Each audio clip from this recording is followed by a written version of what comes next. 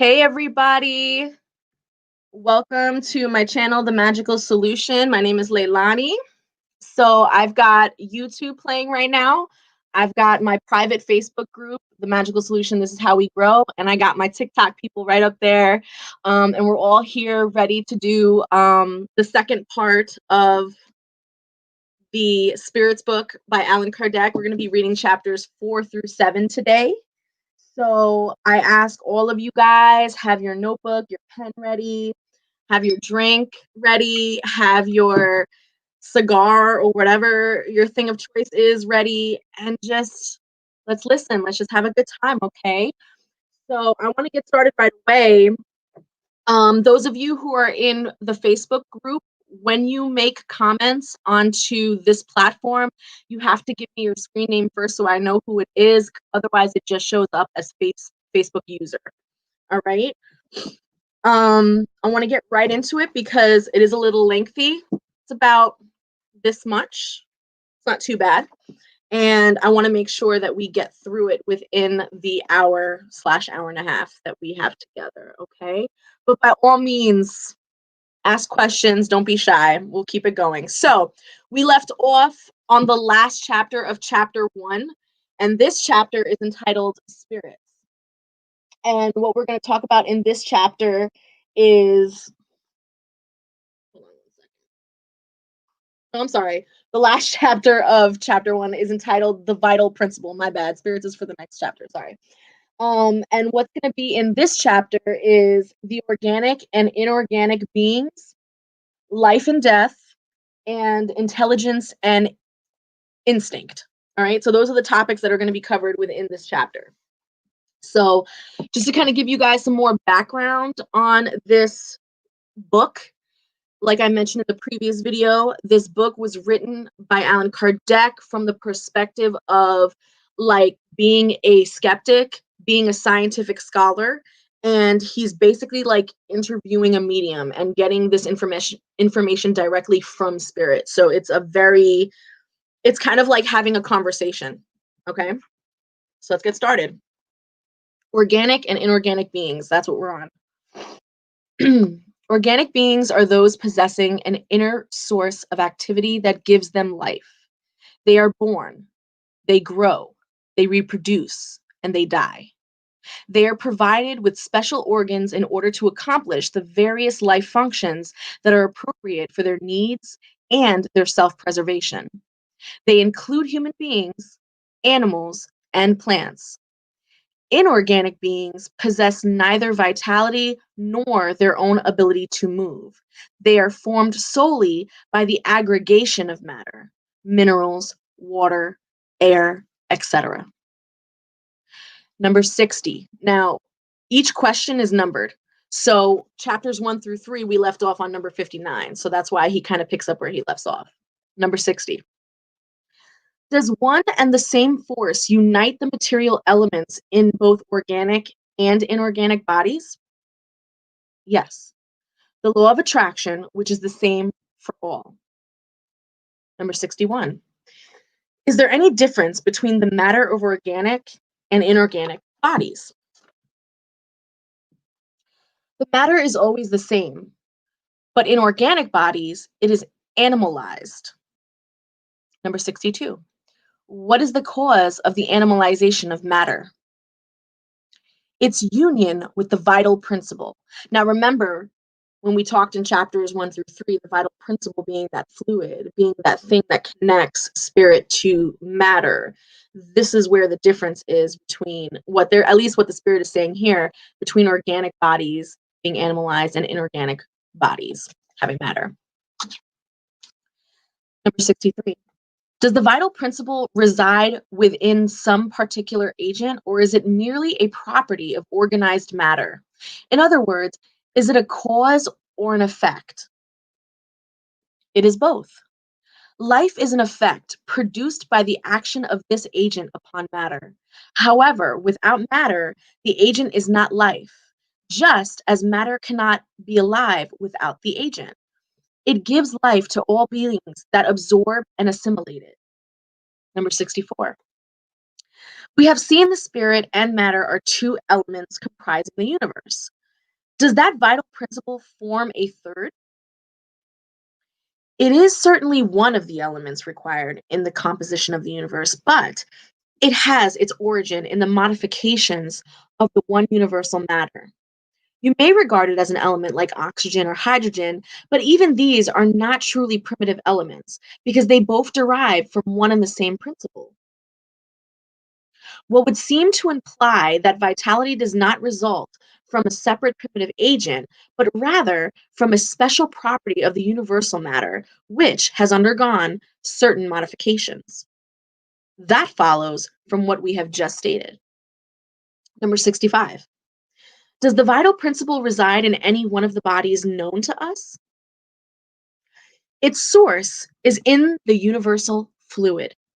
It is what you call the magnetic fluid or the animalized electric fluid, an intermediary, the link between spirit and matter. Number 66. Is the vital principle the same for all organic beings? Yes, but it is modified according to each species. It is this principle that enables all species to move and act. It also distinguishes them from inert matter because the movement of matter per se is not life. Matter is moved. It does not produce movement by itself.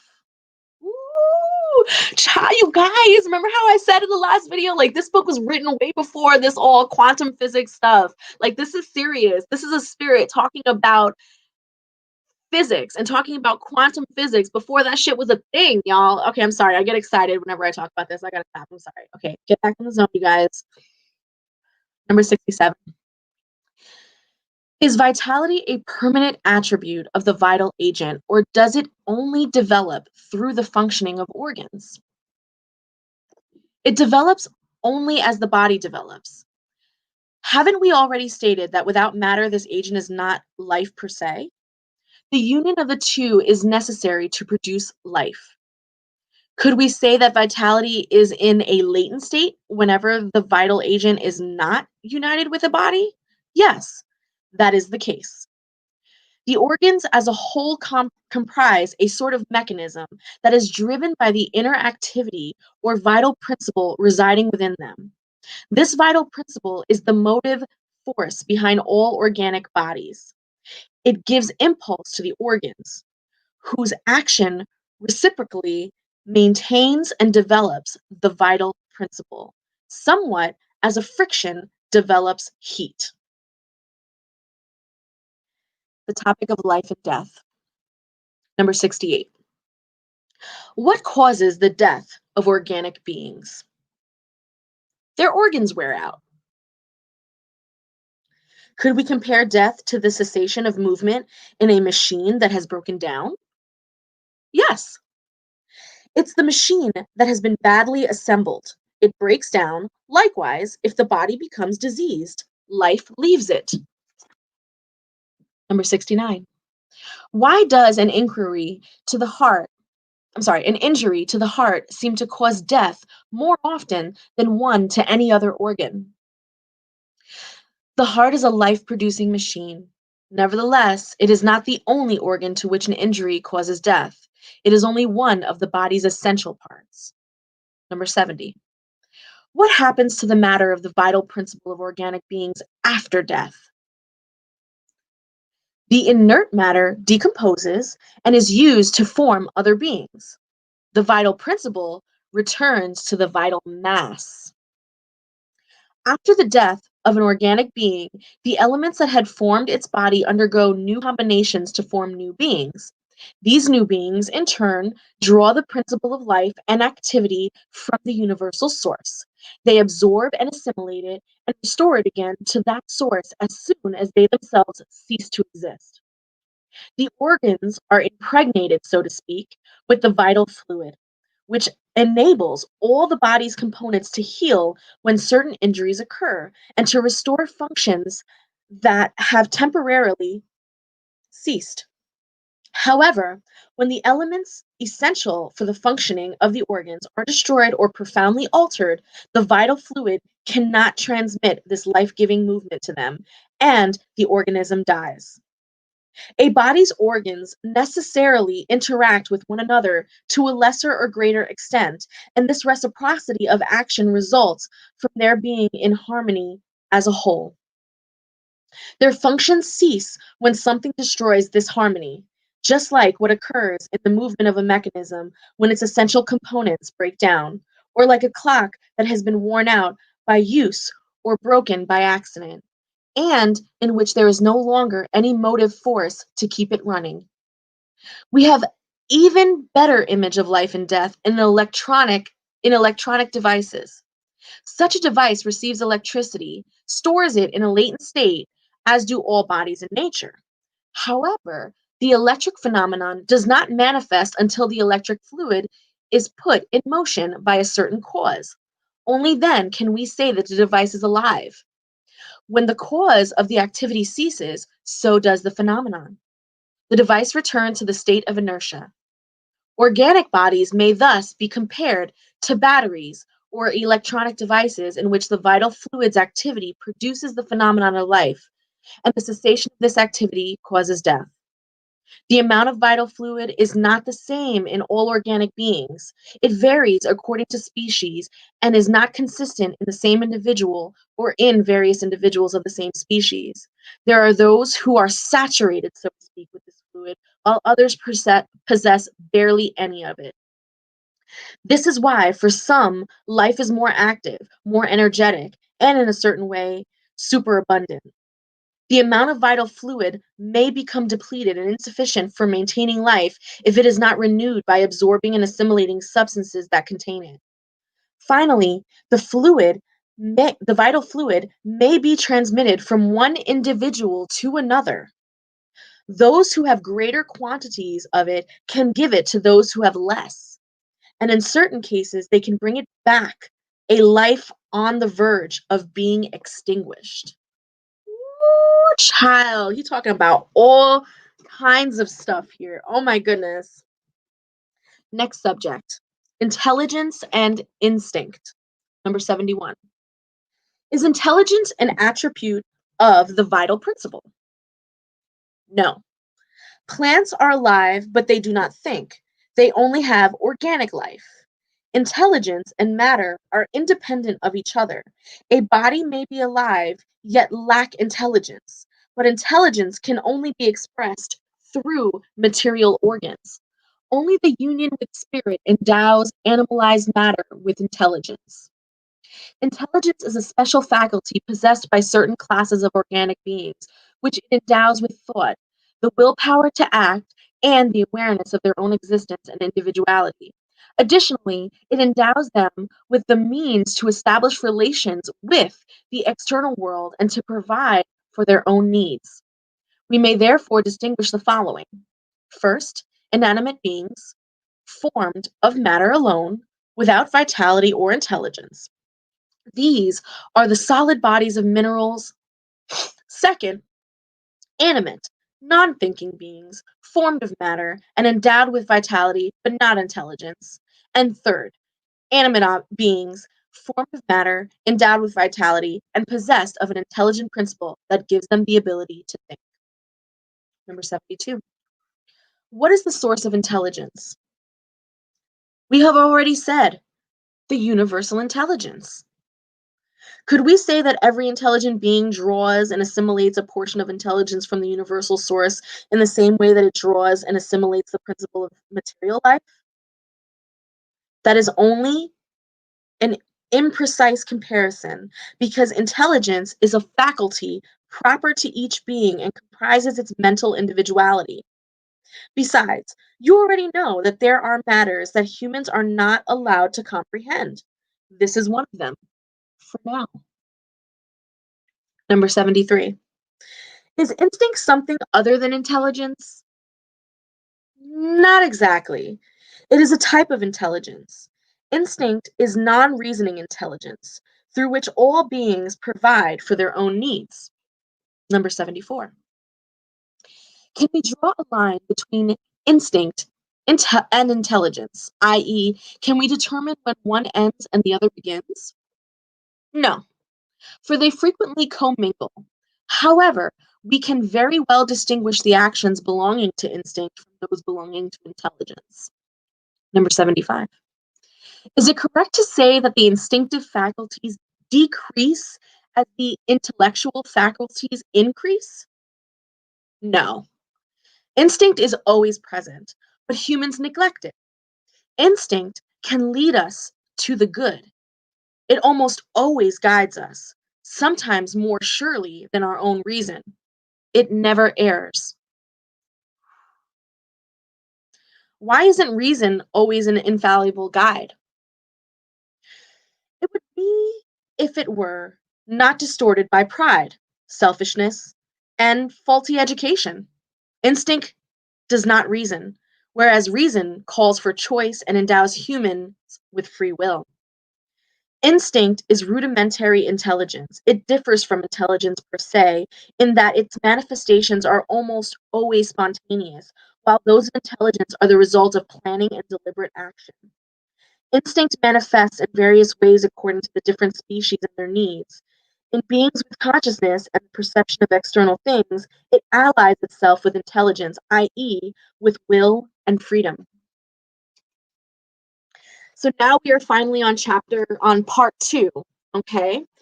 And part 2 really goes deeper into the spirit world and the world of spirits, which is slightly different, right? So chapter 1 of part 2 is called Spirits. And what we're going to cover in this chapter is the origin and nature of spirits, the primitive normal world, the form and ubiquity of spirits, the peri-spirit, the different orders of spirits, the spirit hierarchy, the progression of spirits, and angels and demons. So, we got a mouthful, but we're going to get through this. Don't worry. Okay, so let me take a sip of my rum and coke. I don't know if I'm allowed to say that, but I said it, so it is what it is. And it's Friday, so don't judge, right? Don't throw shade. Okay, here we go. The origin and nature of spirits. Number 76. How do we define spirits? We can say that spirits are intelligent beings of creation. They populate the universe beyond the material world. Number 77. Are spirits beings distinct from the divinity, or are they only emanations or portions of divinity? The reason why they are called the children of God.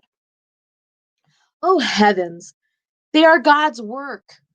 It is like a man who builds a machine, for example. The machine is the man's work, but it's not the man himself.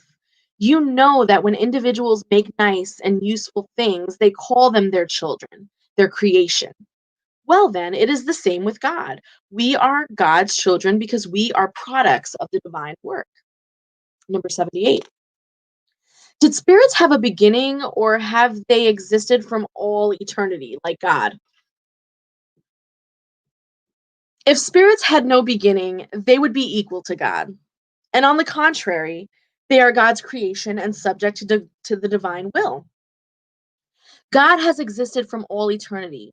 That is incontestable, but we know nothing as to when and how we spirits were created. You can say that we had no beginning if you mean that since God is eternal, then God must have always and unceasingly created spirits. Nevertheless, when and how each of us was created individually, I will not repeat. No one knows, and it's a mystery. Number 79. Is there, oh, sorry. Since there are two general elements in the universe, i.e., intelligent elements and material elements, could we say that spirits are formed from the intelligent element while inert bodies are formed from the material element? Obviously, spirits are individualizations of the intelligent principle, just as bodies are individualizations of the material principle. It is the time and manner of this formation that we do not know. Number 80. Is the creation of spirits continuous, or did it only occur at the beginning of time? It is continuous, which means that God has never ceased creating them. Number 81. Are spirits formed spontaneously, or do they proceed from one another? Like all creatures, God creates them by the divine will. But let me repeat once more, their origin is a mystery. Number 82. Is it correct to say that spirits are immaterial? How can we define something when we have no terms for comparison and when we only have an insufficient language at our disposal? Can one who is born blind define light? Immaterial is not the right word. Incorporeal would be more precise. Because you should understand that since its creation, since it is a creation, spirit must be something. A spirit is a quintessentialized matter. Thus, you have no analogies for describing it. It is also etherealized, that your senses cannot perceive it. We say that spirits are immaterial because their essence differs from everything we label as matter. A nation of blind people would not have any words for expressing light and its effects. Those who are in fact born blind imagine that they perceive everything through their hearing, smell, taste, and touch, but they would not be able to comprehend ideas that came to them through the senses that they lack. In the same way, we too are blind regarding the essence of suprahuman beings. We cannot define them except by an effort involving our imagination or by making comparisons that will always be imperfect. Number 83. Do spirits have an end? We can we can understand that the principle from which they emanate is eternal, but what we are asking is whether or not their own individuality will come to an end, or whether or not, like material bodies, at some given time in the near distinct future, that the element from which they have been formed will disintegrate and return to the mass from which it came. It is difficult to understand how something that had a beginning would not also have an end. There are many things that you don't understand because your intelligence is limited, but that is no reason to reject them. A child does not understand everything that its parent understands, nor does an uneducated person understand all that a scholar understands. We are saying that spirits, individual existence, never come to an end. That is all that we can say for now. The subject of primitive and normal worlds. Number 84. Do spirits comprise a separate world beyond one that we see? Yes. The world of spirits or incorporeal intelligences. Number 85. Which of the two, the spirit world or the corporal one, is the principal one in the order of things? The spirit world. It is pre-existent to and will survive everything else. Number 86. Could the corporal world cease to exist, or might it never have existed in the first place without altering the essence of the spirit world? Yes. They are independent of each other, yet their correlation is unceasing because they continually react upon each other. Number 87. Do spirits occupy a specific circumscribed region of space? Spirits are everywhere. They populate infinite space in infinite numbers.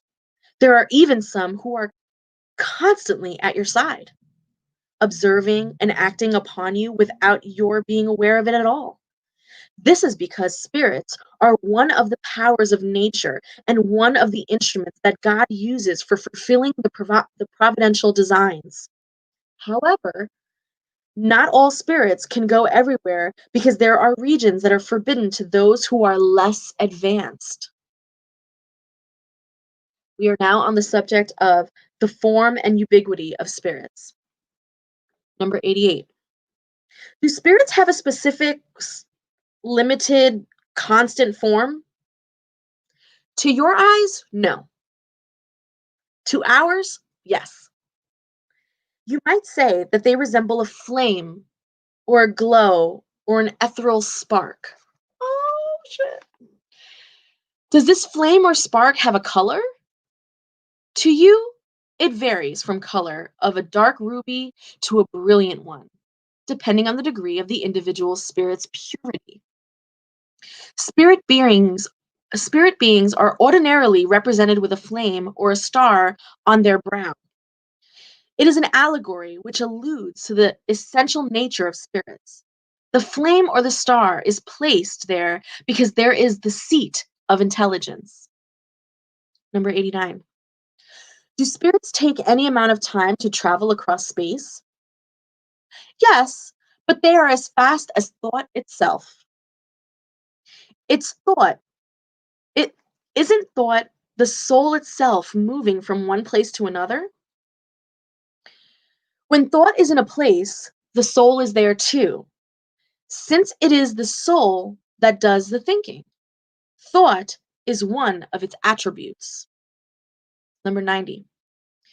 Is a spirit who moves from one place to another conscious of the distance it travels and the space it crosses, or is it just suddenly at that place to which it wanted to go?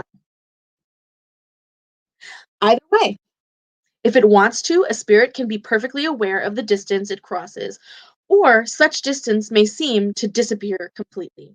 It all depends on the spirit's will and the degree to which its nature is purified. Number 91. Is matter an obstacle to spirits? No. They can pass through anything. The air, the earth, water, and even fire are all equally accessible to them. Number 92. Do spirits have the gift of ubiquity? In other words, can one and the same spirit divide itself up or be at various points at the same time?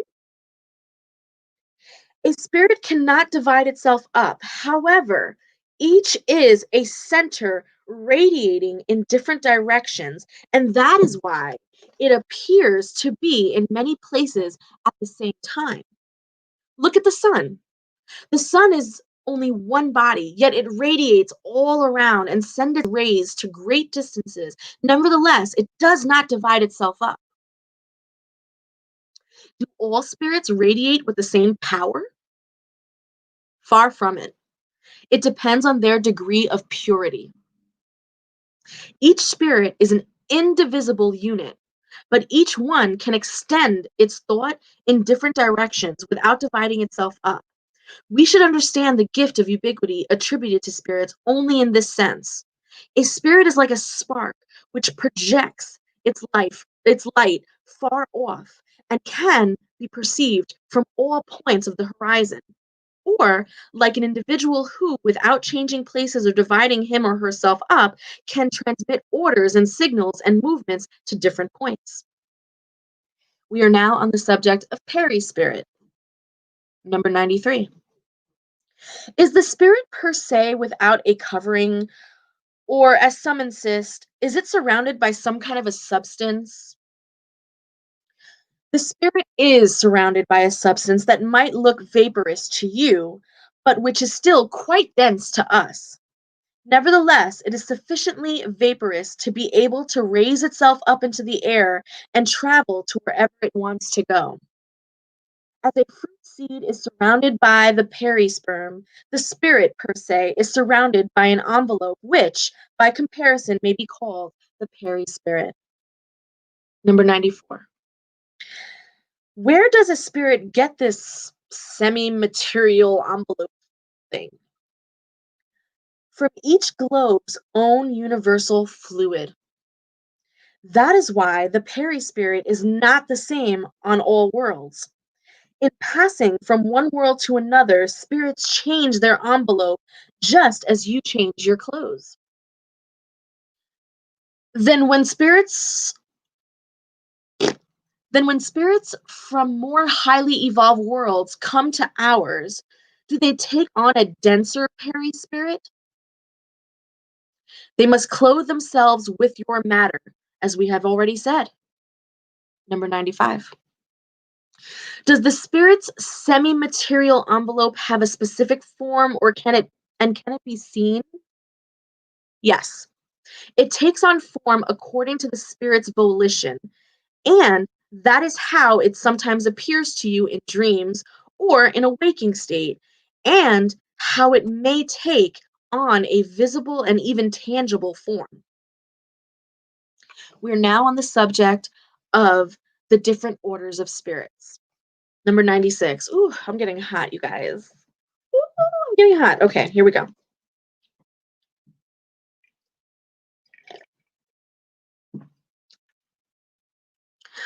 Are all spirits equal, or is there some kind of hierarchy among them? They are of different orders according to their individual degree of self purification. Number 97. Are there a set of numbers of orders or degrees of purification among the spirits? The number is unlimited because there is no line of demarcation that acts as a barrier between each order. Thus, the divisions may be multiplied or decreased at will. However, if we consider their general characteristics, we may reduce them to three principal orders. In the first order, we may put those who have already reached perfection and call them pure spirits. In the second are those who have reached the middle of the scale. Their main concern is the desire to be good. And in the third are those who are toward the bottom of the scale, the imperfect spirits. These are characterized by ignorance and the desire for wrongfulness and all the passions that delay them from their advancement. Number 98. Do the spirits of the second order only possess the desire to do good, or do they also have the ability to actually do it? Their ability depends on their degree of purification. Some possess scientific knowledge, others wisdom and goodness. All of them, however, have trials that they must still yet endure, even after death. Number 99. Are all spirits of the third order altogether bad? No. Some do neither good nor evil. Others, however, actually take pleasure in evil and are pleased when they find an opportunity for it. Still others are frivolous or foolish spirits, more mischievous than wicked. These take more pleasure in spite than evil, and they also take pleasure in amusing themselves by vexing people and causing them petty annoyances and then laughing about it. We are now on the subject of the hierarchy of spirits. Number 100. Oof, these questions. He entitled this question as preliminary observations. So here we go. The classification of spirits is based on their degree of development, the qualities they have acquired, and the imperfections from which they have not yet freed themselves. This classification is by no means absolute. No single category displays a well-defined characteristic except as a group. The transition is hardly noticeable from one degree to the next. The gradations blend together at their borders, much like what occurs in the kingdoms of nature, in the colors of the rainbow, or even in the different phases of human life. Thus, we may form a larger or smaller number of classes depending on how we consider the subject. Such is the case with all systems of scientific classification. Such systems may entail various degrees of completeness, reasonableness, and convenience for the intelligence. Whichever way they are viewed, however, in reality, they change nothing regarding science itself. In this regard, the spirits questioned about I'm sorry. The spirits questioned about this could have given various answers to the number of categories without harming the overall idea. There are persons who have rather latched onto this seeming contradiction without considering the fact that spirits do not give any importance to what is purely conventional. For them, the thought is everything. To us, they leave the form, the choice of terms, the classifications, in a word, the systems. Furthermore, We would add yet one more consideration that we must always bear in mind. Among spirits, as among human beings, there are some who are very ignorant and must always be on guard against the tendency to believe that they know everything simply because they are spirits. Every attempt at classification demands a method, a, a methodical analysis and an in-depth knowledge of the subject matter. In addition, just as there are ignorant individuals in this world, there are also in the spirit world with limited knowledge who are incapable of learning and formulating any kind of system. They only know or comprehend any classification imperfectly. To them, all spirits who are more highly evolved than themselves are of the first order because they cannot discern their differences of knowledge, ability, and morality, as would be the case with an uneducated person among us in relation to learned individuals. Even those who may be capable of formulating a system can vary in the details according to their own points of view, especially when a division has nothing absolute about it. Linnaeus, Jussieu, Tournefort, these are all French scientists. Each had their own methods, but botany did not change because of it. They invented neither plants nor their characteristics, but merely observed analogies forming groups and classes accordingly. But have but we have done the same. We invented neither spirits nor their characteristics, rather we have watched and observed these spirits. We judged by their words and acts, and afterwards we classified them according to their similarities, basing our classification on the data they themselves had furnished to us. The spirits generally acknowledge three main categories or large divisions. In the last category, at the bottom of the scale, are the imperfect spirits, characterized by the predominance of matter over spirit and an inclination towards wrongfulness. Those of the second are characterized by the predominance of the spirit nature over matter and their desire to practice good. They are good spirits. And finally, the first category includes the pure spirits who have reached the highest degree of purification. This division seems perfectly rational and displays well defined characteristics, leaving us only to discern through a sufficient number of subcategories that the main nuances of each group as a whole.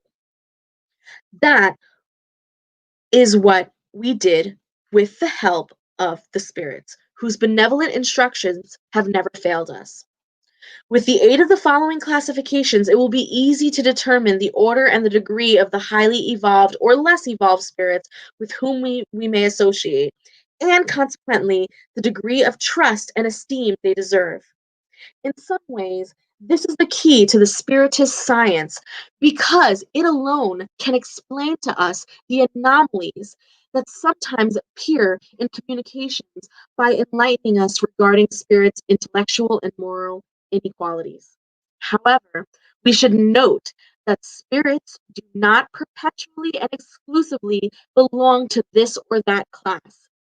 Their progress is gradual, and since it often occurs in one area more than in another at any given time, they can display characteristics of several categories, a fact which is easy to discern through their language and their acts. We are now on the subject of third order imperfect spirits. So we're going to start breaking down the imperfect spirits now. Question 101. Or not question, actually we're actually now in his observation section, so he's writing solely on his observations and his interview with the spirits, so he's going to be breaking down each category based on that information. Okay, so general characteristics of the third order imperfect spirits: predominance of matter over spirit, a propensity to wrongfulness, ignorance, pride, selfishness, and all bad passions that result from them. They have an intuition of God, but they do not comprehend God. Not all are completely bad, however. Some are more frivolous, thoughtless, mischievous than downright wicked. Some do neither good nor evil, but the simple fact that they do no good reveals them to be imperfect. However, there are others who take pleasure in wickedness per se and are gratified when they find an opportunity to practice it. Third order spirits can ally intelligence with wickedness or malice, but regardless of their intellectual development, their ideas lack elevation and their sentiments are more or less contemplatable. Oh, yeah. Their knowledge about the things of the spirit world is limited, and the little that they do know is confused with the ideas and prejudices of their corporal life. They cannot give us more than faulty and incomplete ideas of that world, but the attentive observer may frequently find in their faulty communications the confirmation of great truths taught by the highly purified spirits. Their character is revealed by their language. Every spirit who betrays a bad thought in its communications can be placed into that third order. Consequently, every bad thought that may be suggested to us comes from a spirit of this order. They see the happiness of the good spirit, a sight that tortures them endlessly because they experience all the anguish that envy and jealousy can produce. They also retain the memory and the perception of the suffering of their corporal life, and this impression is often more painful than was the reality itself. Therefore, they indeed suffer from the wrongs they themselves endured and from those that they caused in others. And since they suffer from them for a very long time, they believe they will continue to suffer forever. A belief allowed by God as a punishment. We may divide these spirits into five principal classes. So we're still in the third category of imperfect spirits, but now he's breaking them down even more into five other classes. The 10th class, impure spirits. These are inclined towards evil and make it the object of all of their preoccupations. As spirits, they give unscrupulous advice, they incite discord and distrust, and use all sorts of disguises in order to deceive more effectively. They associate with individuals whose character is sufficiently weak to make them yield to their suggestions and be led into misfortune. And they are pleased at being able to retard these individuals' progress by causing them to succumb in the trials that they must undergo. In their manifestations, these spirits may be recognized by their language, trivialness, and coarseness of expression. Among spirits, and as among humans, is always indicative of moral, if not intellectual, inferiority. Their communications reveal the baseness of their inclinations, and if they try to fool us by speaking sensibly, they are unable to maintain the ruse for very long and always end up betraying their origin. Certain cultures have transformed them into malevolent deities, while others have designated them as demons or evil spirits. During incarnation, they are inclined toward all the vices that are engendered by the vile and degrading passions of sensuality, cruelty, deceit, hypocrisy, covetousness, and sordid greed. They do evil for the pure pleasure of it, most often without reason. Out of hatred for the good, they almost always choose their victims from among honest people. They are the true scourge of humanity, no matter what position they occupy. And no veneer of civility can ever cover their dishonest and ingenuity. Yes. We are now on the 9th class, the frivolous spirits. These are ignorant, mischievous, thoughtless, and mocking spirits who meddle in everything and respond to every question with no concern for what is really true. They love causing petty annoyances and little thrills, creating intrigues and misleading people into error through deceit and mischief. To this class belonging the spirits commonly called hobgoblins, imps, gnomes, and pixies. They are under the subjection of higher order spirits who often use them as we use servants. In their communications with people, their language is often spirited and facetious, but almost always without depth.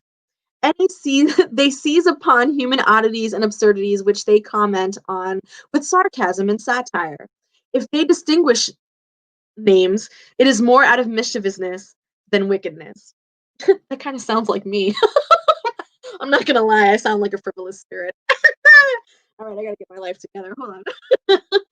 Okay, we are now on the eighth class, and this is the pseudo learned spirits. The knowledge of these spirits is quite broad, but they think they know more than they actually do. Since they have made a certain amount of progress in some sense, their language has a serious tone about it that can be deceptive to their true abilities and enlightenment. However, such is frequently nothing more than a reflection of the prejudices and theoretical ideas that they held during their earthly life. Their language contains few truths mixed in with the most absurd errors, giving rise to presumption, pride, envy, stubbornness, from which they have not been able to free themselves. The seventh class, which is the neutral spirits. These are neither morally these are neither moral enough to do good nor bad enough to engage in wickedness. Rather, they are v- vacillated between the two. They have not raised themselves above the ordinary human condition regarding either their moral qualities or their intelligence. They are attached to things of this world and long for its coarse satisfaction. That's it. The sixth class, the boisterous and disturbing spirits. Strictly speaking, these spirits do not form a distinct class as to their personal qualities, and they may belong to any of the third order classes.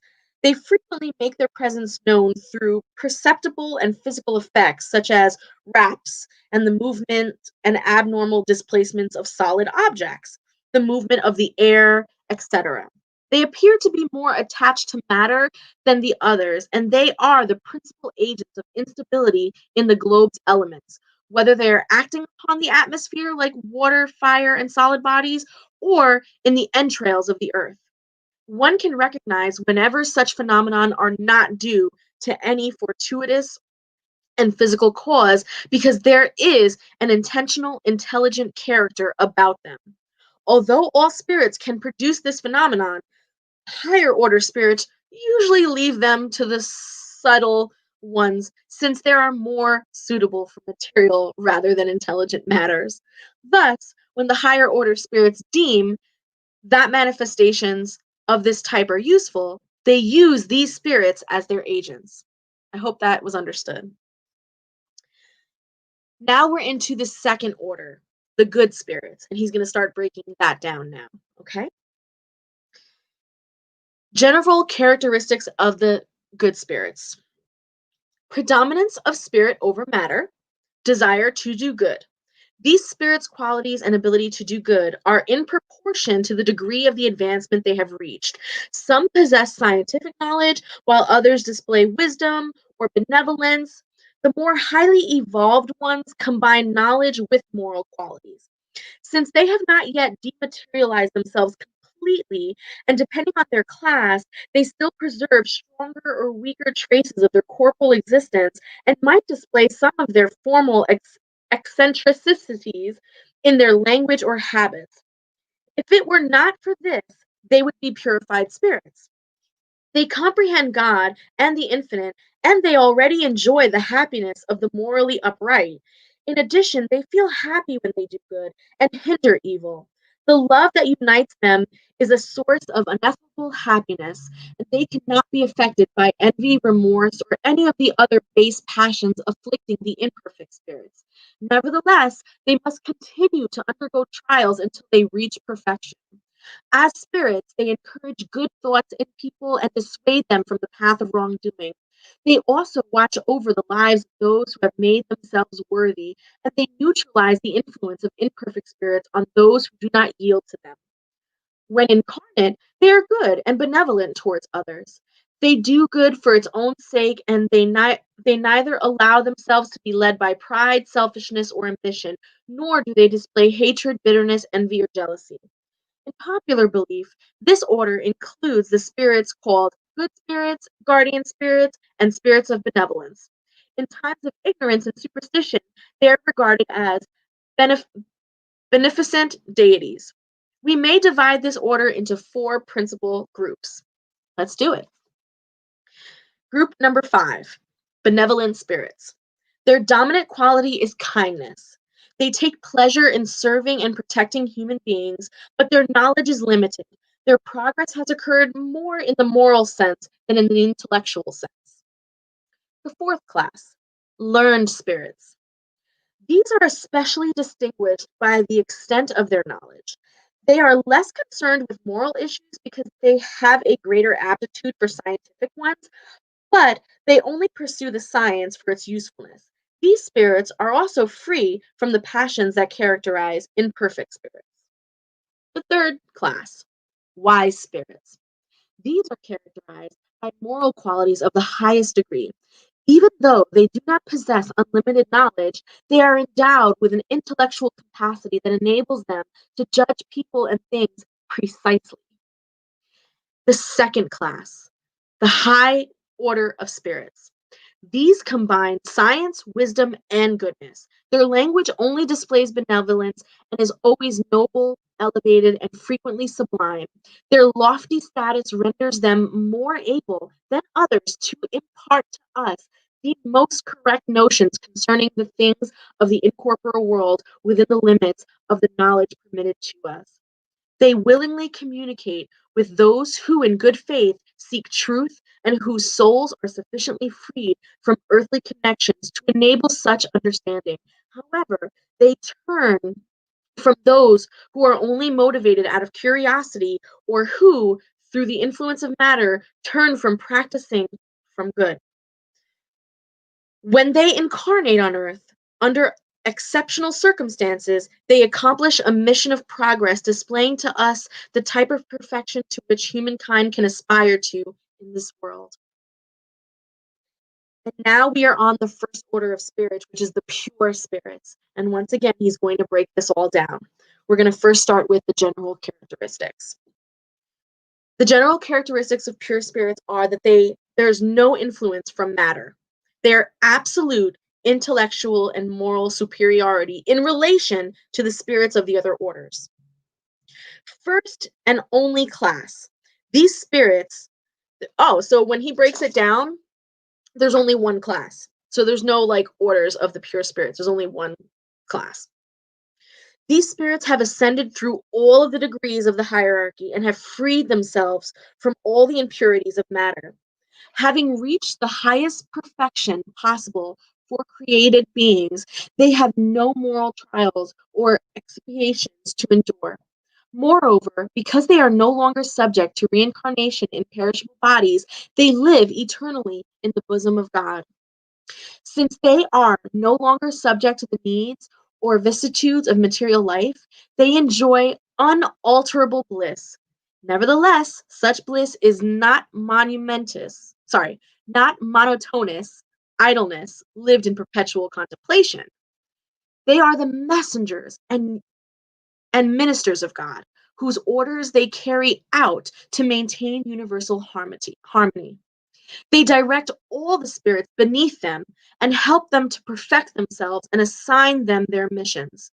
They take pleasure in assisting humans in their distress and inspiring them to do good or to expiate their wrongs that keep them from their supreme bliss. Sometimes these spirits are called angels, archangels, or seraphim.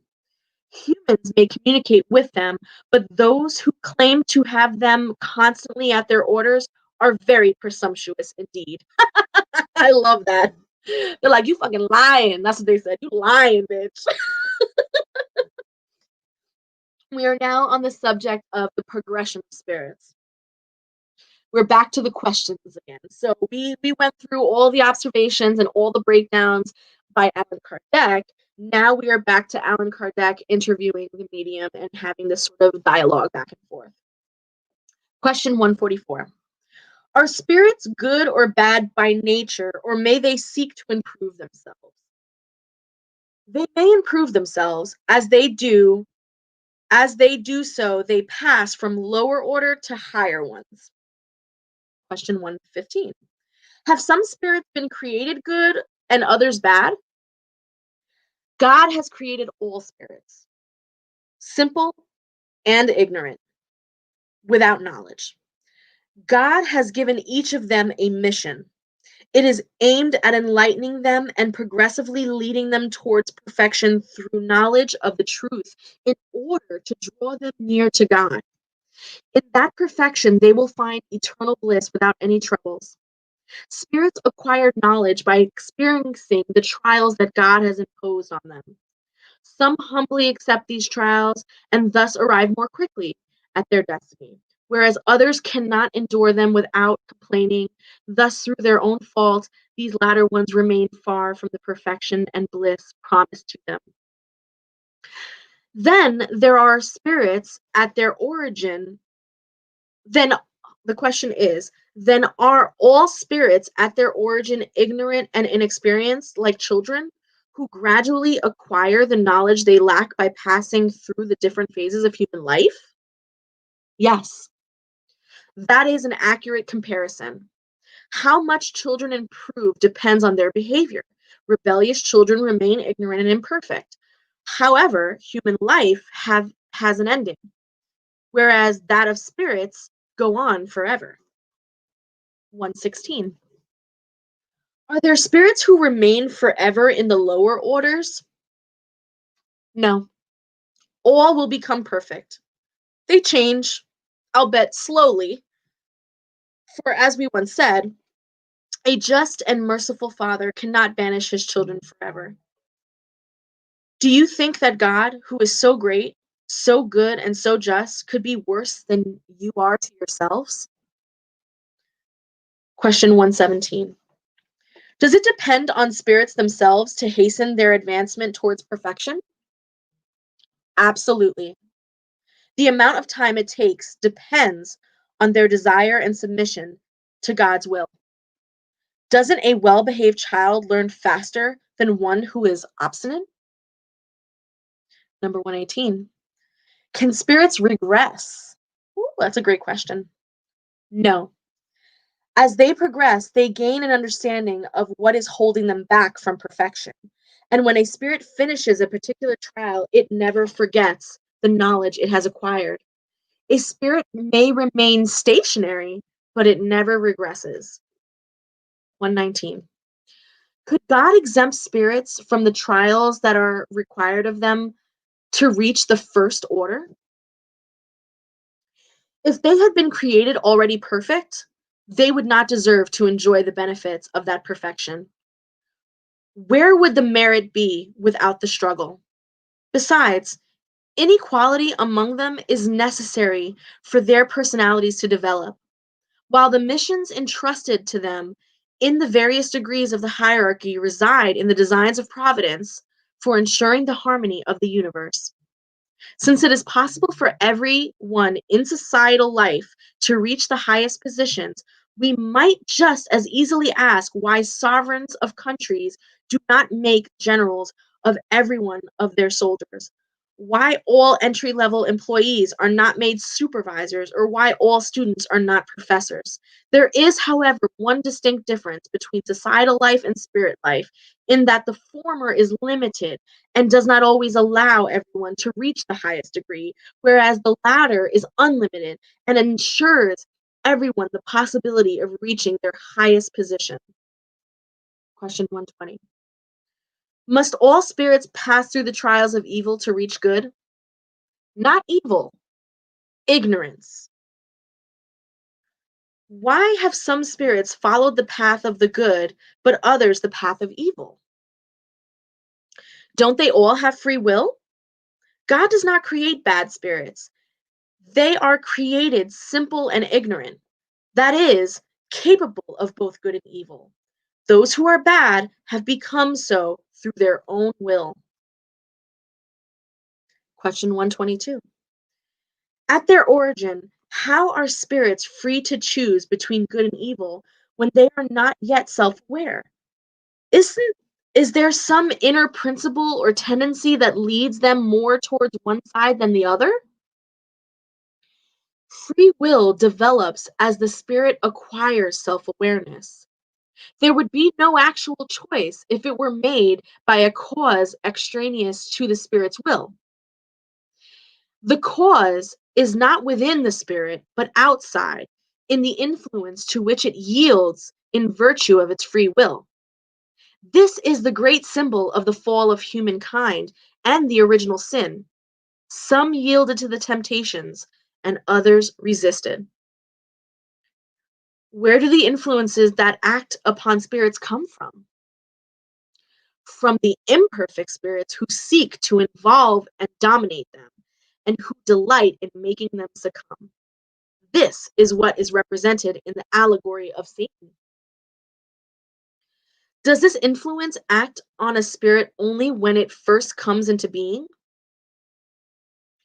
It follows the spirit over the course of his existence until it has acquired so much self control that bad spirits do not bother it any longer.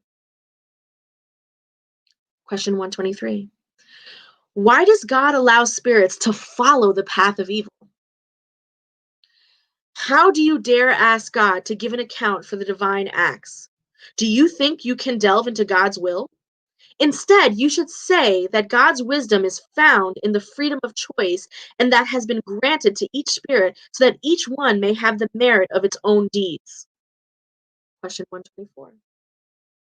There are spirits who follow the path of absolute good from the beginning, while others the path of absolute evil. Aren't there gradations between these two extremes? Yes, certainly. They are the paths taken by the vast majority. Question 125. Will those spirits who follow the path of evil be able to arrive at the same degree of elevation as others? Yes, but the eternities will be much longer for them. We must understand the expression eternities to mean to mean the way in which imperfect spirits regard the perpetuity of their suffering, whose end they are not allowed to foresee. This belief is renewed every time they succumb to a trial. 126. In God's sight, are the spirits who reach the highest degree after having gone through the path of evil less meritorious than others? God looks upon those who have gone astray with the same regard and loves all of them in the same way. They are regarded as bad because they have succumbed. Before that, they were nothing more than simple spirits. 127. Are all spirits created equal with regard to their intellectual faculties? They are all created equal, but since they do not know where they come from, they must develop their free will. They progress in both intelligence and morality at different rates. Spirits who follow the path of good from the beginning are not therefore perfect because of it. Although they have no bad tendencies, they must still acquire the necessary experiences and knowledge needed for perfection. We could compare them to children who must develop and learn no matter how good their natural instincts are. They do not suddenly go from infancy to adulthood without a transition. Just as there are individuals who are good from childhood and others who are bad, there are spirits who are good or bad from the start, but with the crucial difference that a child possesses its instincts already formed, whereas a spirit is neither bad nor good at its formation. Rather, it has both tendencies, taking one direction or another in virtue of its own free will. We're now on the subject of angels and demons. 128. Do the beings we call angels, archangels, seraphim form a special category that is different in nature from that of the other spirits? No. These are the pure spirits, those at the highest degree of the hierarchy, inherently perfect in every way. The word angel usually rouses the idea of moral perfection. However, it is frequently applied to all beings, good or bad, that are beyond the human sphere. We say a good angel, a bad angel, an angel of light, an angel of darkness. In this case, the term angel is synonymous with spirit and is used here to refer to the good beings. 129. Have the angels also passed up through all of the degrees?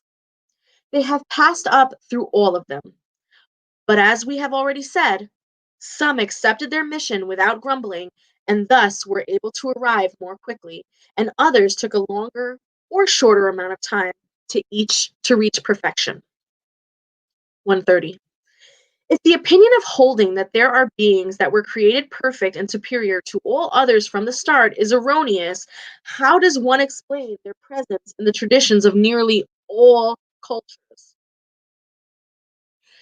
You need to understand that your world has not existed from all eternity, and that long before it existed, there were already spirits of the highest degree.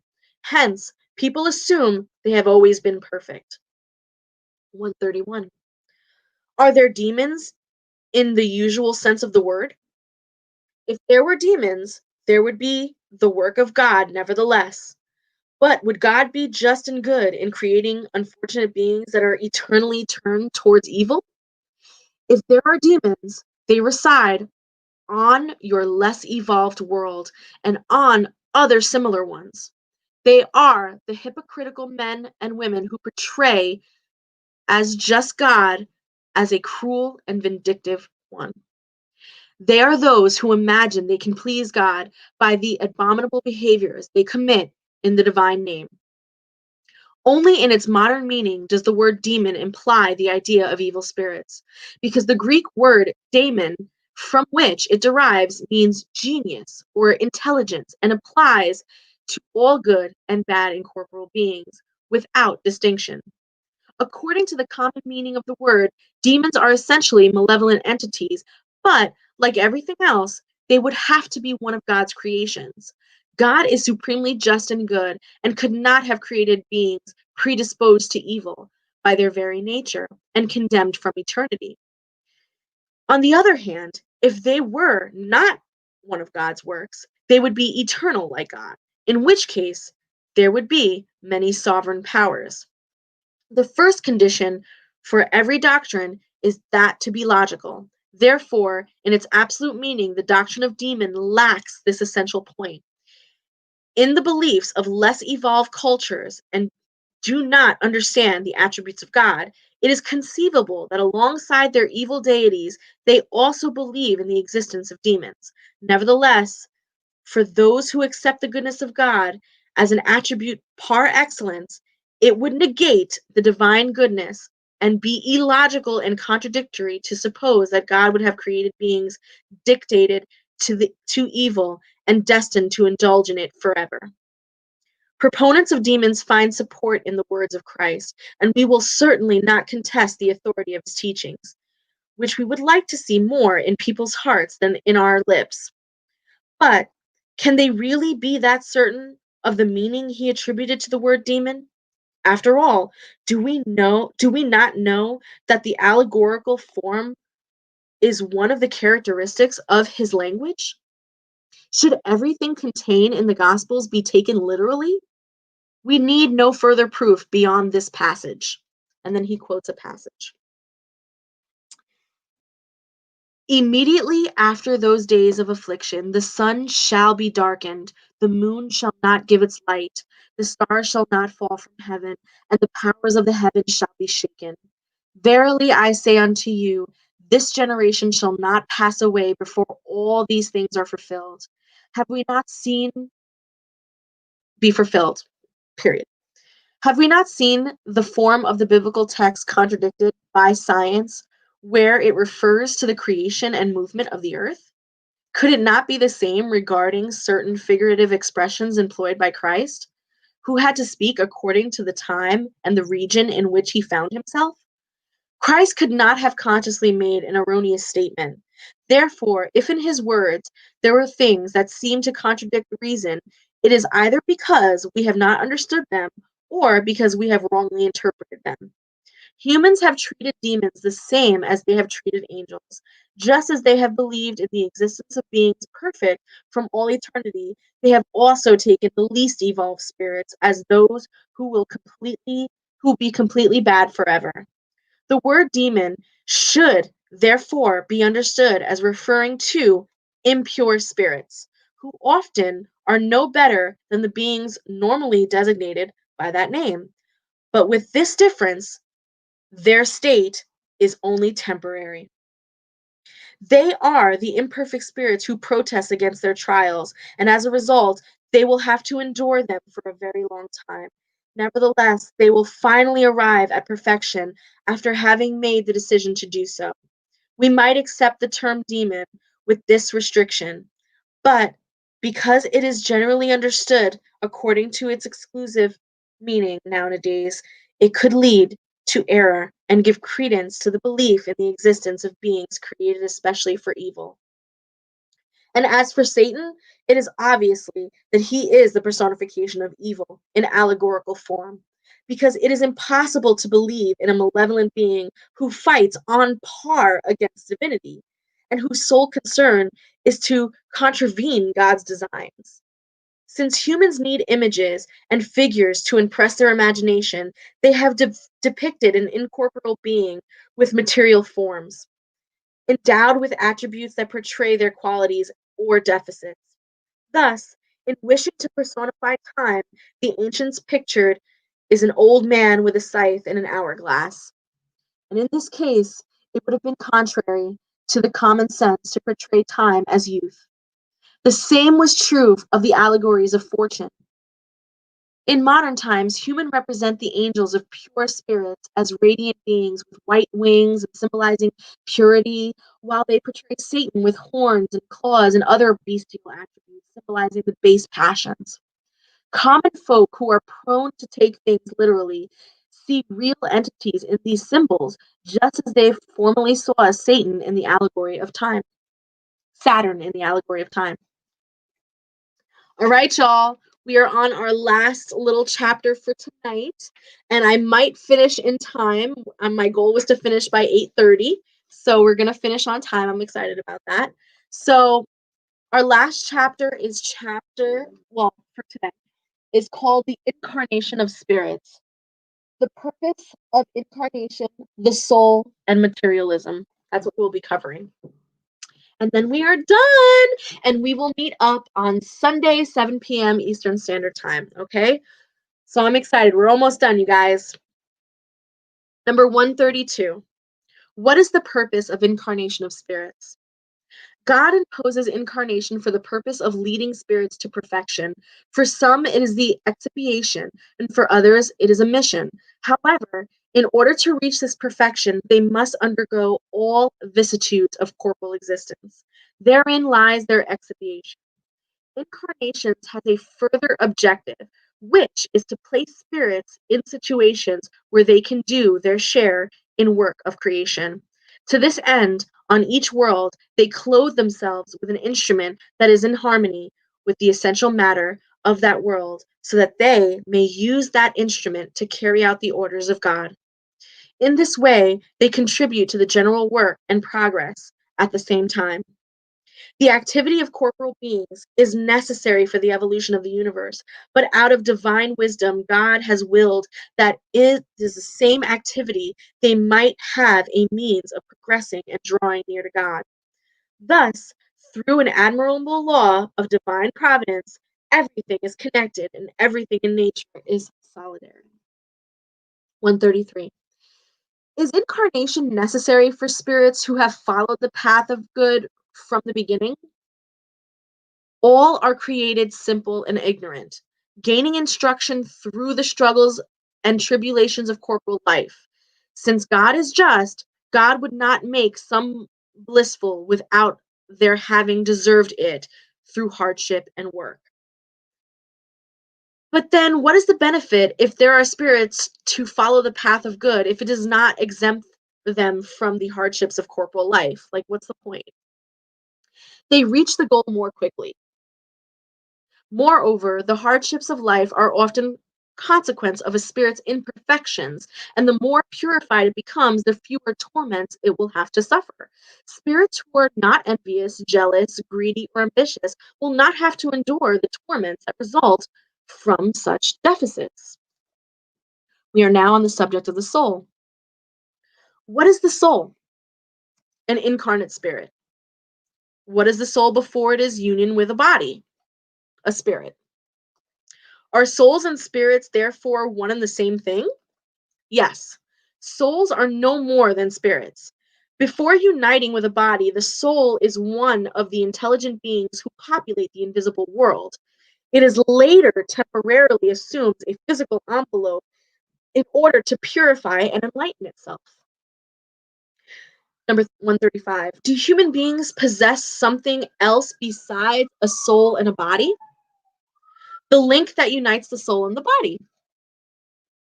Well, what is the nature of that link? It is the semi material, halfway between the nature of the spirit and the body. These two natures need in order to communicate with each other. It is through this link that the spirit acts upon matter and vice versa. Pay attention. Human beings thus consist of three essential parts: the body or material being, similar to that of the animals and the animated by the same vital principle; the soul or incarnate spirit, which inhabits the body; and the perispirit or intermediary principle or semi material substance that serves as the primary envelope of the spirit that unites the soul with the body. These three together are like fruit, which consists of seed, flesh, and rind. Number 136. Is the soul independent of the vital principle? The body itself is no more than an envelope, as we have repeatedly stated. You can tell that these spirits just be getting like rude, right? This is so funny. Can the body exist without the soul? Yes. Nevertheless, when the body dies, the soul abandons it. Previous to birth, there is no decisive union between the soul and the body. After this union is established, however, only the death of the body can cut the bonds between the two, enabling the soul to leave. Organic life may animate a body that has no soul, but the soul cannot inhabit a body that has no organic life. What would our body be if it did not have a soul? A mass of flesh without intelligence, anything you might want to call it except a human being. 137. Can the same spirit incarnate into two different bodies at the same time? No.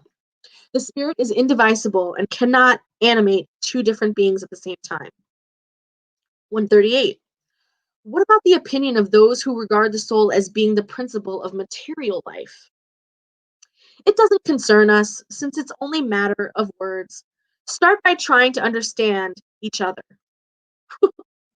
139. But certain spirits and certain philosophers before them have defined the soul as being an animic spark that has emanated from the great whole. Why the contradiction? There is no contradiction. Everything depends on the meaning of words. Why don't you have one word for each thing? The word soul is used to express very different things. Some call the soul the principle of life, and in this sense, it is correct to state that figuratively, the soul is an animic spark that has emanated from the great whole. These last two words refer to universal source of the vital principle, of which each being absorbs a portion and which returns to the whole after death. This in no way excludes the idea of moral being who is distinct and independent of matter and who preserves its own individuality. This being is also called soul. And according to this meaning, one could say that the soul is an incarnate spirit. In giving different definitions to the soul, the spirits have spoken according to their usages of the word and according to the terrestrial ideas with which we're still imbued to varying degrees. Because human language does not have one term for each idea and is therefore inefficient, a large number of misunderstandings and arguments have resulted.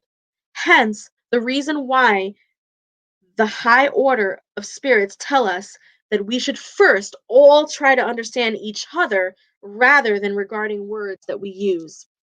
That's why, in my personal opinion, I like to use the word spirit as being that that perispirit, that envelope that can travel from place to place and occupy different bodies, et cetera, et cetera. And for me personally, I like to use the word soul as sort of like that internal flame, that spark, that thing that connects us back to the great whole once we pass. So that's my personal opinion, and that's my definitions to help me understand this language. Anyway, 140. What about the theory that the soul is subdivided into as many parts as there are muscles, thus presiding over each of the body's functions? That will also depend on the meaning attributed to the word soul. This definition is correct if by it we mean the vital fluid, but it is incorrect if we mean the incarnate spirit. We have already stated the spirit is indivisible. It transmits movements to organs through the intermediary fluid without dividing itself up. Nevertheless, there are spirits who have given this definition. Ignorant spirits may take the effect for the cause. The soul acts through the organs, which are inanimate, by the vital fluid distributed among them, and it acts more abundantly in those organs that comprise the centers or hubs of movement. Chakras. This explanation, however, cannot be applied to the soul as the spirit that inhabits the body during life and leaves it at death. Question 141. Is there anything correct in the opinion of those who think the soul is outside the body and surrounds it? The soul is not fully enclosed in the body like a caged bird. Rather, it radiates and manifests outside of it like a light shining from a glass globe or a sound vibrating out from a sonorous center. So, in a certain sense, it may be said that it is outside the body. It is not an envelope of the body. However, the soul has two envelopes. The first is light and subtle, which is what we call the perispirit. The other is dense and material and heavy, which is what we call the body. The soul is the center of these two envelopes, like a nut in a shell, as we have already said. 142. What about another theory holding that a child's soul continues to complete itself during each stage of life? The spirit is only one, as whole in in the child as it is in the adult.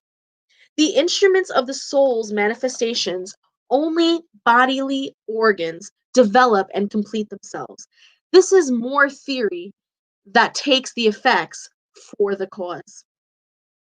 143. Why don't all spirits define the soul in the same way?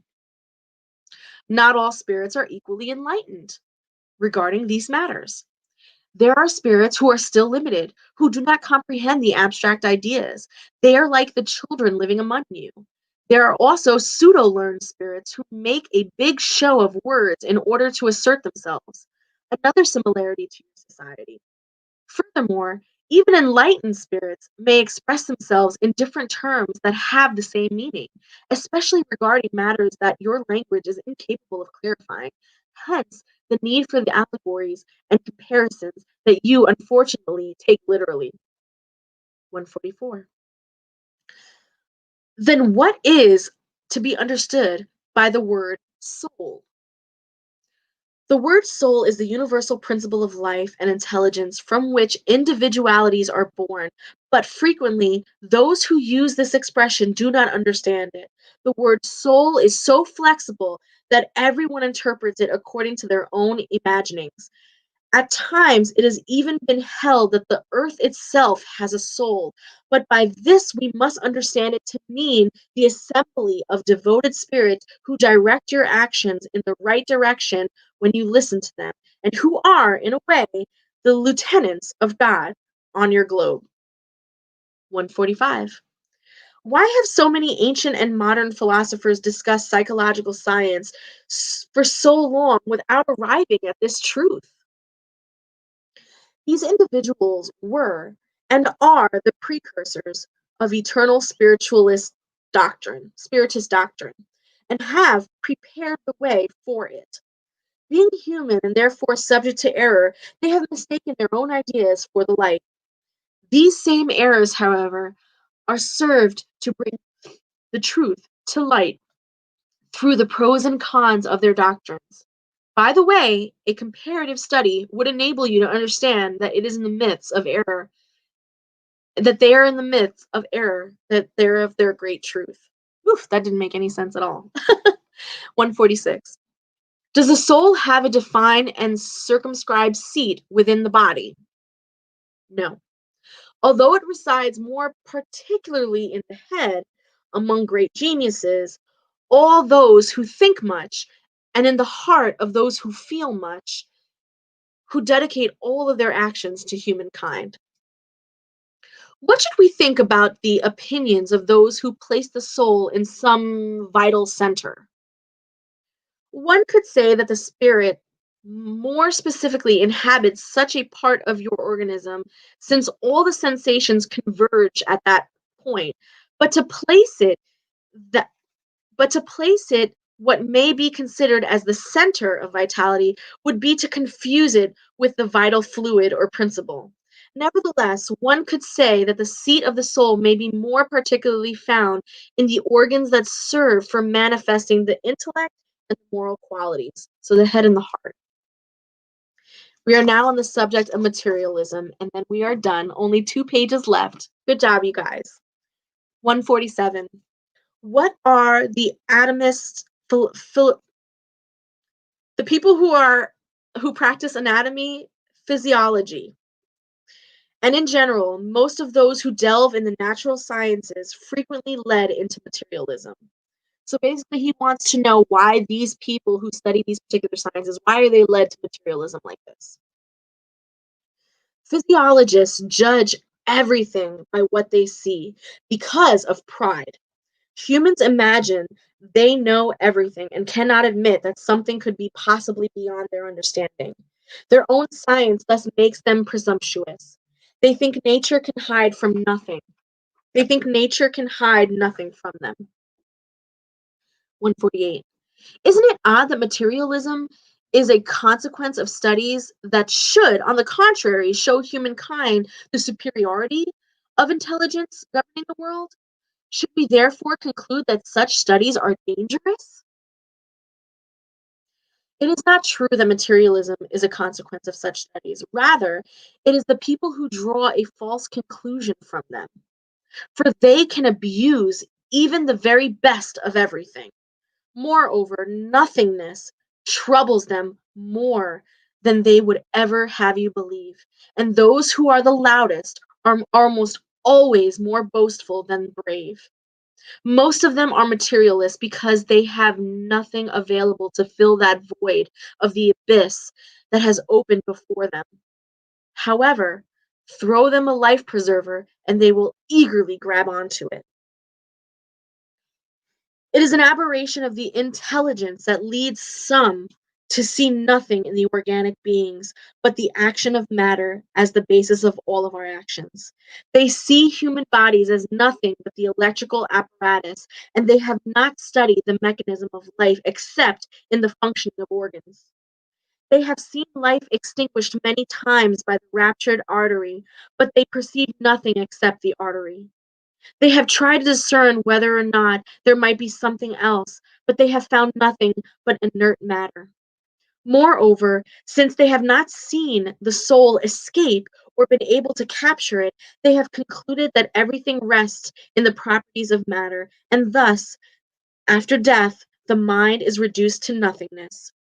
This would be a sad conclusion if it were true, because the good and evil would have no meaning. People would be justified in thinking only of themselves and in placing the satisfaction of material pleasures above everything else. Social ties would be broken, and the holiest affections would be destroyed forever. Fortunately, such ideas are far from being the rule.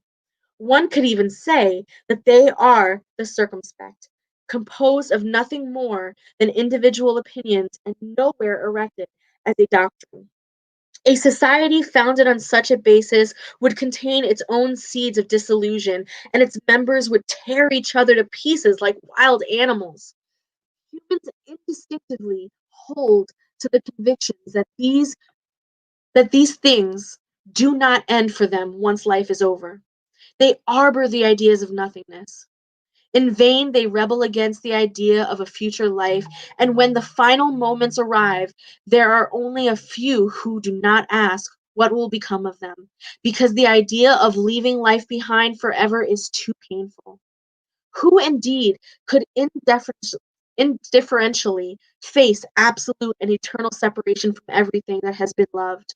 Who could watch without terror the immense abyss of nothingness opening before them, ready to swallow forever all their faculties and all of their hopes at the same time, and say, "That's it! After me, there's nothing! Nothing but nothingness. Everything is gone without an appeal. A few days from now, and any remembrance of me will be gone from memory of those surviving. There will be nothing, no trace of my passage on this earth. Even the good I have done will be forgotten by the ingrates I've served, and there is nothing to compensate me for this, no prospect except my body being devoured by worms." Is there not something horrifying and chilling about this picture? Religion teaches us that it cannot be like this, and reason confirms it. But a vague and undefined future existence brings nothing to satisfy our love of the pragmatic. This is what the engendered doubt in so many. It is correct to believe we have a soul, but what is it? Does it have any kind of form or appearance? Is it limited or undefined being? Some say it is the breath of God, others say it is a spark, while still others state it is a part of the great whole, the principle of life and intelligence. But what does it all this offer us? What does having a soul matter to us if after death it will be merged with immensity like a drop of water into the ocean? Is losing our individuality not the same as nothingness? Is it also said that the soul is immaterial? However, an immaterial object cannot have defined proportions, and so for us, is it the same as nothingness? Religion also teaches us that we shall be happy or unhappy according to the good or bad things we have done. But what is the happiness that awaits us in the heart of God? Is it blissfulness and eternal contemplation with no other concern than singing praises to the Creator? And are the flames of hell a reality or only a symbol? The Church itself generally understands them in the latter sense. What then are the sufferings of hell? Where is this place of punishment? In short, what do we actually do? What do we actually see in the other world? What awaits for each and every one of us? It is usually stated that no one has ever returned to give us an account of what exists over there. That, however, is an error. And in Spiritism, the mission is precisely to enlighten us regarding that future. It enables us to see and to touch and to be, and to a certain extent, no longer through reason, only through actual phenomenon. Thanks to the spirit communications, the matter no longer involves pure conjecture, nor is it solely a probability that each one paints at will. Something that poets embellish with their fictions or dress up in allegorical images that fool us. Instead, it is a reality that can show its face to us in the actual beings from beyond the grave that have come to tell us about their situations, ugh, that they do and what they do there. They have allowed us to watch and to speak the events of their lives, thereby showing us the inevitable fate reserved for us regarding or according to their own merits and wrongdoings. Is there anything anti religious in this? Quite the contrary. Since disbelievers have found faith as a result, and the lukewarm have enjoyed a renewal of zeal and confidence, hence, Spiritism is religion's most powerful aid. If such is the case, it is because God has allowed it. God enables it to reanimate our wavering hopes and lead us onto a path of the good through the hope of the future. Woo! All right, you guys, we did it together.